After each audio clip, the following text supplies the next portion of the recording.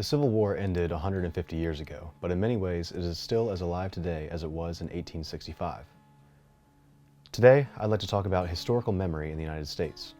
Historical memory is different from the facts of history because it focuses on the subjective experience that people remember about history rather than the facts and the dates of what actually happened. In the United States, different groups have different ways of remembering history based on their ethnic group, their culture, their religion, their race, and a number of different identity factors. For example, in the United States, a Black American is statistically more likely to remember the Civil War as the event that freed the slaves. This view is called emancipationist memory because it encapsulates the idea that the Civil War was the moment that freed the slaves from bondage. This form of memory is positive because it focuses on a good event in history and highlights moral heroes.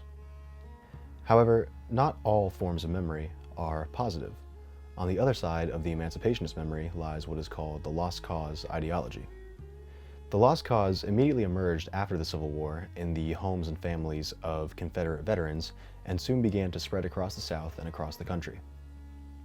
The specifics of the lost cause ideology vary from community to community and family to family, but there are a few pillars that remain constant.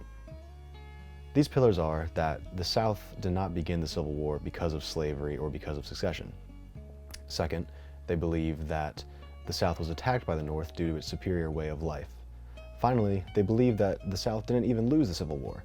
They believe that the South decided to surrender because of the overwhelming numerical superiority of Northern armies.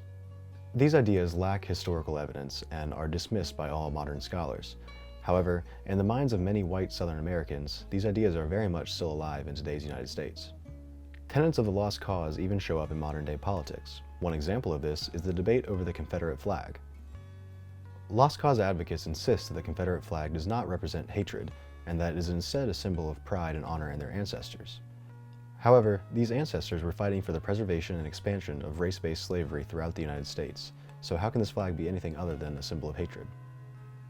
About 5 miles from Elon's campus in the town of Graham, there is a statue of a soldier outside of the courthouse. This statue is of a Confederate soldier holding his rifle at the ready, which is a common trope in many lost cause symbolisms and monuments. This statue was funded by an organization called the United Daughters of the Confederacy, or UDC.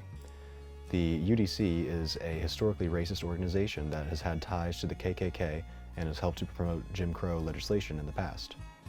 The primary problem with this statue in Graham and with many other monuments celebrating the Confederacy throughout the South is that they are often erected in places of power, such as the Graham Courthouse. Confederate monuments and the names of Confederate generals often appear in schools, on streets, and military installations, and even on prisons.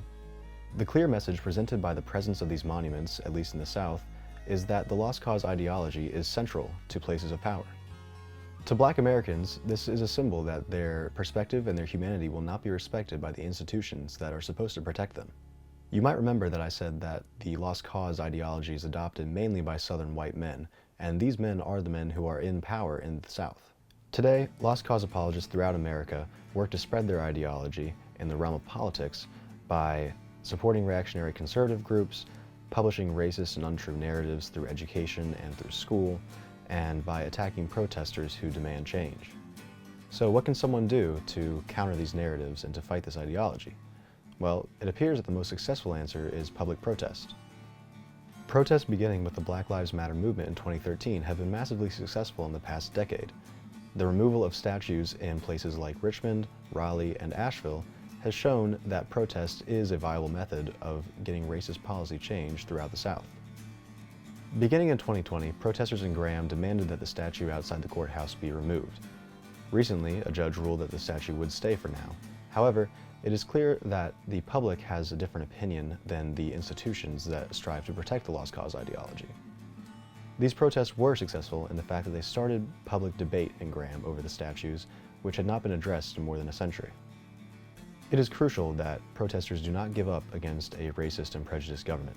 Change is possible, but it will take time and dedicated action until we can create a world without the lies of the lost cause.